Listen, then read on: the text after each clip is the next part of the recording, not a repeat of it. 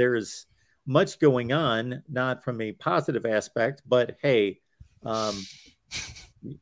you got to start over sometimes and just come to the grips that this partnership, this relationship did not work out and we need to move on. And that's what's happened with Herm Edwards.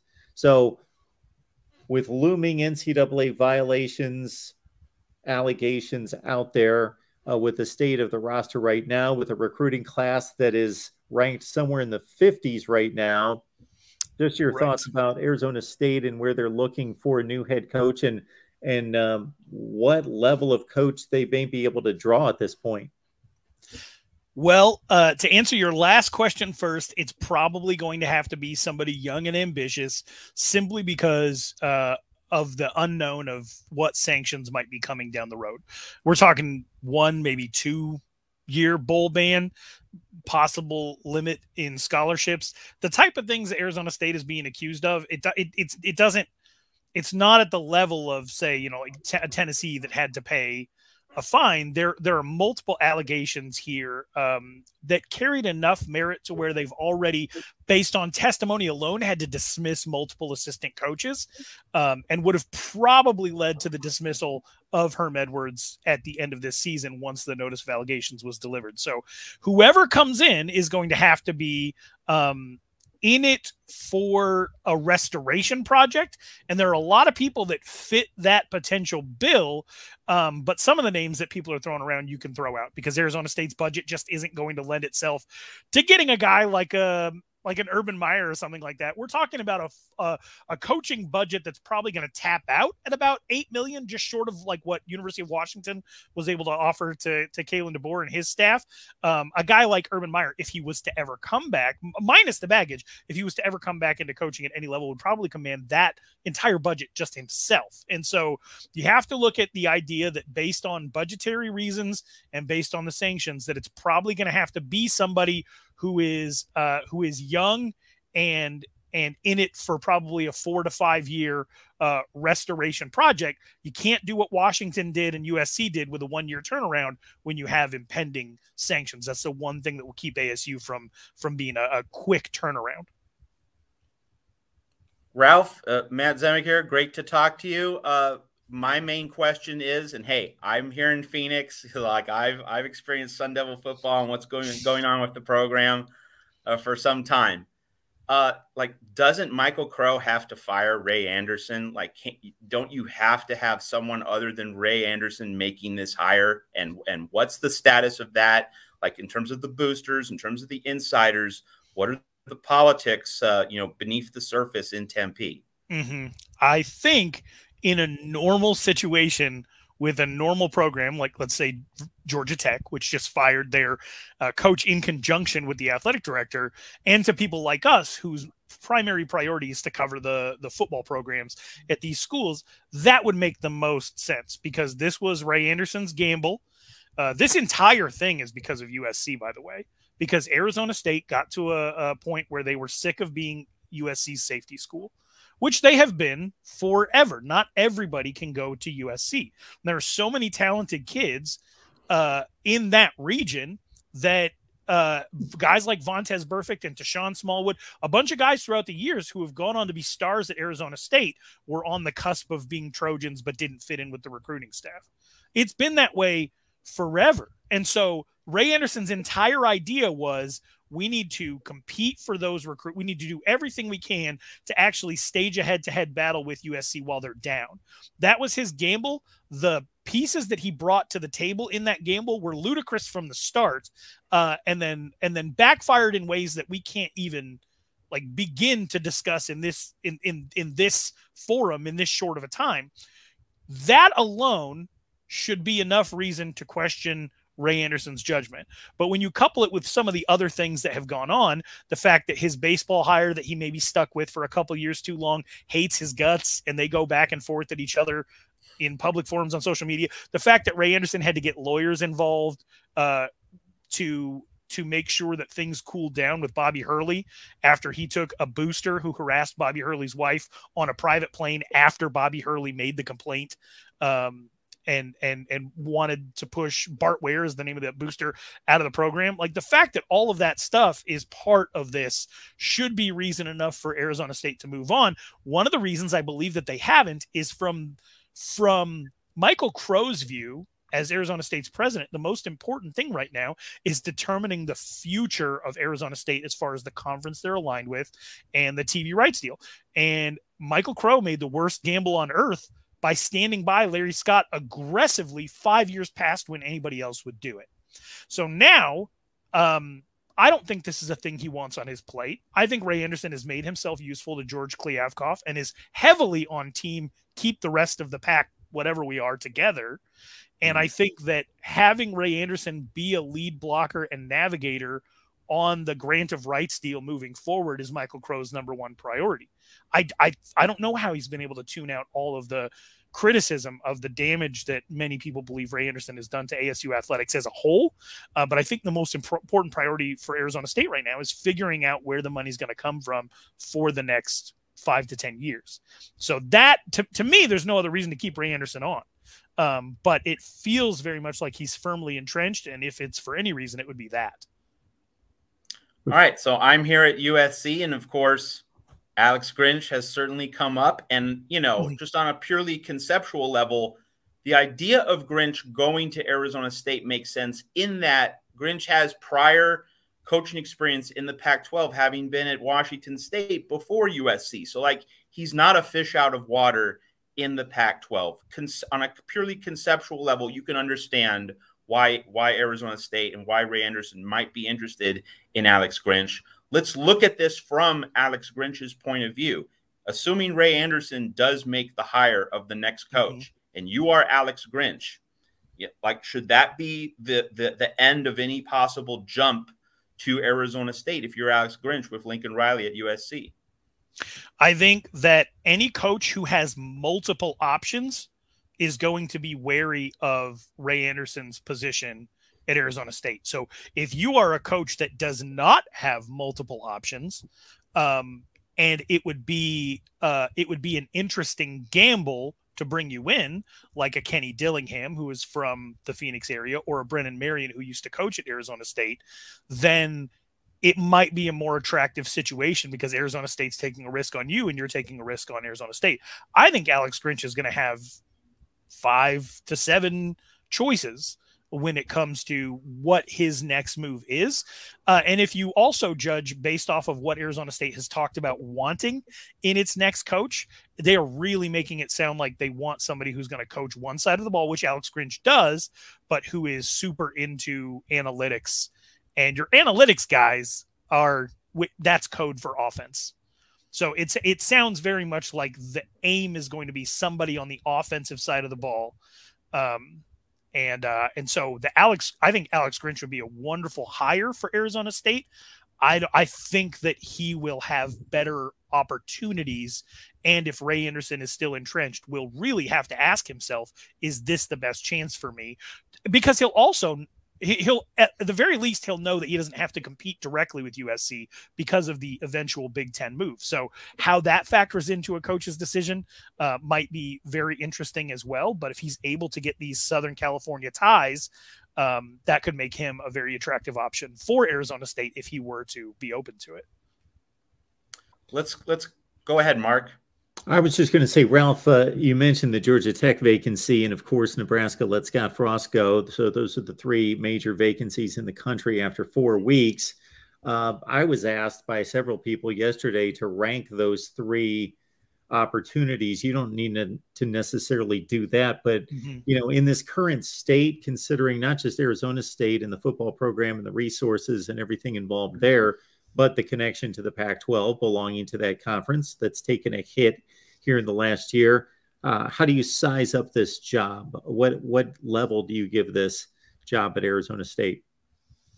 I think that without the impending sanctions, it's one of the more intriguing jobs in college football, regardless of what is or is not open, because Arizona is on the come up as far as its the talent in the area. The population continues to explode. You have other things to compete with, but Tempe really can be insular if you if you need it to be, if you find a way to appeal and excite your fan base who's just looking for a reason to be excited.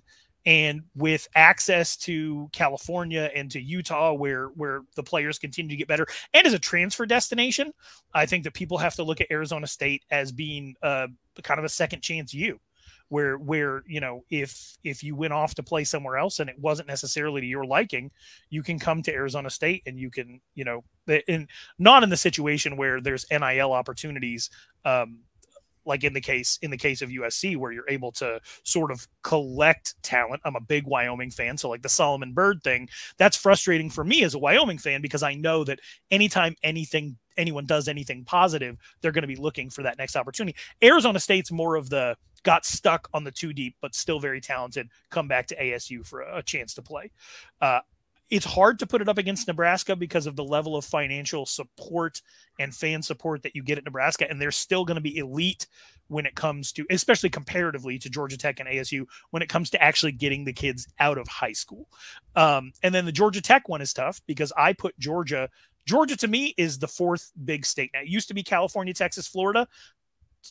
We're officially at the point where Georgia belongs. It's a big four. And to live in Atlanta, to have probably a bigger budget, and to have access to that region recruiting, my guess is that if a coach had all three of those options on the table right now, they would look at the money coming from Nebraska and the prestige and the idea that if you bring them back, you'll be a god.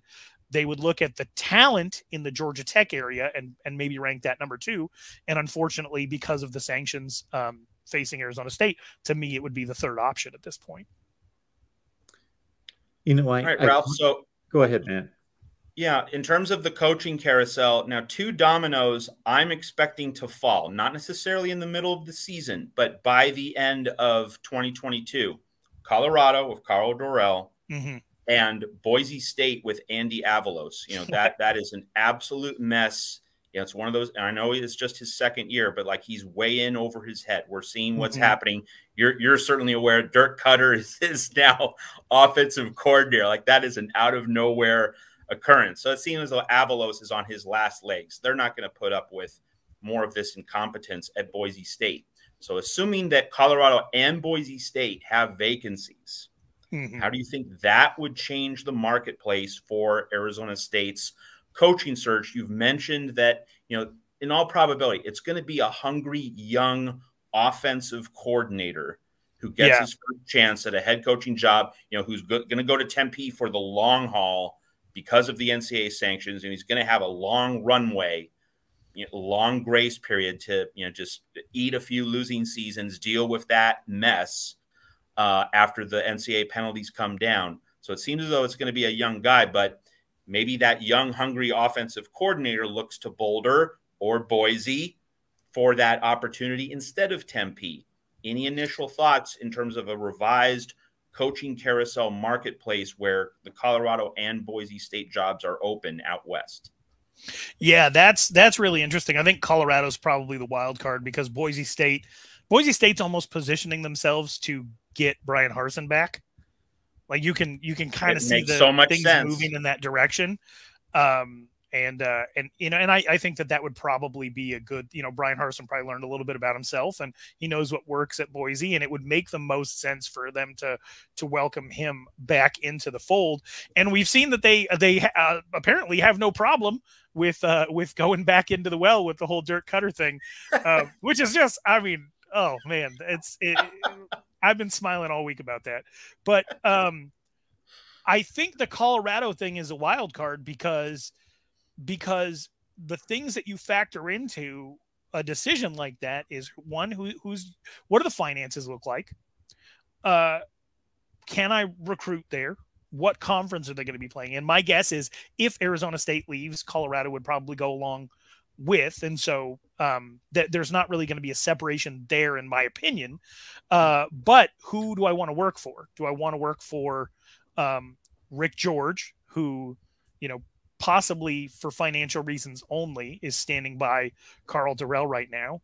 Or do I want to work for Ray Anderson, who I believe could inject himself into this process, who who honestly set his oldest friend up for failure by telling him he was going to come in, be a CEO, inherit Phil Bennett, who was a wonderful defensive coordinator, and Billy Napier, who was a wonderful offensive coordinator, without having a conversation with either of those two, when Billy Napier was going to have head coaching options. And they probably should have just elevated him. And Phil Bennett had back issues that were going to preclude him from even continuing in college football altogether. So, Ray Anderson set his best friend up to fail. What's he going to do to you? And that's unfortunately, because I want Arizona State to be relevant, to succeed. I think just the Pac-12 and I don't know what the perspective is from you guys on this, but I do feel like when Arizona State is relevant, when it comes down to like a late season game of can the plucky Sun Devils challenge, USC at the end of the year and maybe steal a win one out of every 3 years to compete for what used to be the Pac-12 South. That was a much more fun environment for me than, there are 8 NFL players on last year's team and they go 8-5. And also the NCAA is about to come down on everybody's head. But that was no fun at all. So I don't know. Right now, it really feels like if you had every option in the world, and I think everybody should ask themselves this question, would you work for Ray Anderson? Would you do it if you had other options and the money was the same? What would you do? And I think that's the biggest issue for ASU right now. You have to have a level of arrogance that only coaches have to say that I can go in there and I can succeed despite him. And there are only a few names that I believe think that they are. I mean, there are people who actually want the ASU job, and it'll be interesting to see if ASU entertains that or if they try to make a big splashy big name hire, which is a big Michael Crow thing. Loves a big name. And it'll also be interesting if Ray Anderson lives up to his reputation of, or the reputation he had before he engaged in nepotism of his own kind, which was elevating and promoting young, up and coming, very talented Black coaches who maybe aren't getting the opportunities that they would be getting based on the good old boys club that exists elsewhere. So, I don't know. I look at guys like Kenny Dillingham. I look at guys like Jeff Grimes. I look at guys like Brennan Marion, and I say that, that they very much have the feel to me of somebody who is young enough to discount the idea that their boss might give them hell and come in and try to make their mark. We've got Ralph Amstead here talking up Arizona State football. You can catch him on Rivals. And we appreciate Ralph being here. My last question deals more with personnel. I try to be a nerd this way, or maybe I just naturally am, like to know all the personnel, like to know the next wave of impact players. And with Arizona State, there's one name that pretty much any college football fan knows across the country, and that's, of course, Emory Jones, transferring in as a quarterback. For those diehards, so I'm pointing at Matt because he's obligated to watch the game. Few others are. There's a few people out there that will watch the game out of sheer self-torture, I guess, but I won't be watching. I've got other obligations in this direction, but I like to keep track of the personnel. So for those that are going to be watching Arizona State, USC, who are those Sun Devils that are worth watching that, might be wearing another uniform next year because they do have some talent? Well, I'm going to be in hell watching Solomon Byrd try to tackle Xavier Valladay, because those were Wyoming's 2 best players, and now they're going to be going against each other in some Pac-12 South action. You should definitely look out for Valladay. They did not give him the ball much because I think that Sean Aguano had it in his head that we're going to come out and try to surprise Utah by airing it out. It didn't work. Nothing worked. Utah is very good. But Xavier Valladay is definitely the best player at Arizona State. He had 3 consecutive 100-yard games and is the current active yards from scrimmage leader in the entire NCAA. So you're going to see somebody who has done more of anything than anyone. And they call him X. So X Valladay, the running back, he's one to look out for. Elijah Badger is their leading receiver. He's from the Sacramento area. He's a guy that can take a little button hook and get some yards after catch with it. So if you let him slip out into the open, he can maybe make a play after the catch. They have a couple of other receivers that are kind of go up and get it guys, but it's a matter of whether or not Emory Jones can put it on target. And if you get pressure on Emory Jones, he's not going to react appropriately to it. There are some quarterbacks who get scared and skittish when the pressure comes. He doesn't do anything. He will get blown up. He will stand in. He won't even step into the throw. He will just get rocked. And that is one thing that we've noticed over the last 4 games is if you bring the pressure, you're going to be able to get some hits on him because he doesn't really, for as athletic as he is, he doesn't really move once he's locked in and has something that he wants to accomplish in the pocket. DJ Taylor, kick returner, very dangerous, but is prone to making a mistake here and there. On the defensive side of the ball, a lot of promise going into the season with the front 7. And then you had, Gentry go to USC, Michael Matus go down for the season with an injury, Jermaine Lole go to Louisville. And that really depleted the front 7. They're doing their best right now, but you can absolutely run on this team. And I with Travis Dye, this might be a really good time to get that running game going. If you are USC, they have some very talented defensive backs. And while I think that Caleb Williams is going to have a very good game, I would not be surprised for the Trojans turnover streak to end based solely on the fact that the size, which you dealt with that against Oregon State, right? Some size in the defensive backfield. Arizona State's even more cartoonishly. And this is even with the Markham twins who are from Long Beach Poly who are sitting out right now deciding whether or not they're going to transfer. They've still got a safety in Chris Edmonds, if he's healthy, is one of the biggest safeties you're going to see. They've still got a corner in Ro Torrance who's like 6'4". They've got some serious size and length in that defensive backfield. And I think, even though I think USC deserves to be heavily favored in this game, I think you're going to see some regression to the mean as far as the turnover margin in this game. But as far as talent against talent, this should not be a contest. There's a couple of players to really look out for, and I'm really rooting for Sean Aguano to make an impact as the head coach because I think he's somebody that could, in the long term, solve some of the chronic ills that Arizona State has when it comes to in-state recruiting. But guys, just on paper, this is a good team against a bad team, and it should not look like anything other than that. Speaking of recruiting real quick, Ralph, Dan Mullen comes to mind. Tom Herman comes to mind. I'm sure Matt could rip off a few other names of guys that are just out there without a job or working some TV right now. Does it make any sense, if other things are equal, to bring in a guy mid-season? Not that he's going to take the team over this season, but to have that in place for recruiting and for National Signing Day in December rather than the usual Black Sunday hire or a couple days after Black Sunday, and then you're rushing 2 weeks trying to salvage a recruiting class that's right now about 55 in the country. Maybe you never want to say never. There's situations out there, like let's say the Pittsburgh Steelers decide to fire Matt Canada and he decides he wants to go back to college after the success he had at LSU. Maybe that's a midseason switcheroo that you can make. Joe Brady, I'm sure, is out there somewhere. As far as guys from TV, that might not be the route you want to go after the Herm Edwards hire. Back-to-back television personalities have probably caused some strife amongst the fan base, but they do have people in position right now as consultants.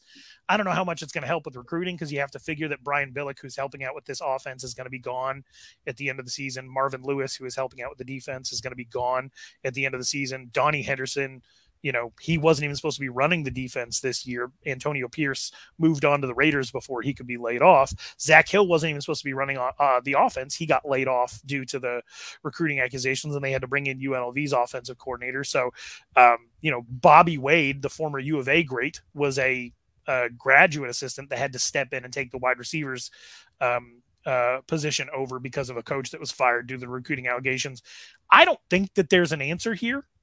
I don't think it would be very fortunate. It would have to be a Bobby Petrino situation where he left letters on everybody's locker in the Atlanta Falcons locker room and was doing woo pig suey the next day. Like, it would really have to come out of left field. And I think that, I don't know if Arizona State's in that kind of position right now, because I think that anybody they bring in would probably be somebody who is not living up to standards elsewhere. And I see somebody in the comment mentioned Eric Bieniemy, and that could be really interesting, but because Arizona State is going to go through the absolute ringer to make sure that anybody they bring in is as clean as a whistle, the Eric Bieniemy thing, you're going to struggle because his time at Colorado was not that, which is one of the things that has cost him some opportunities.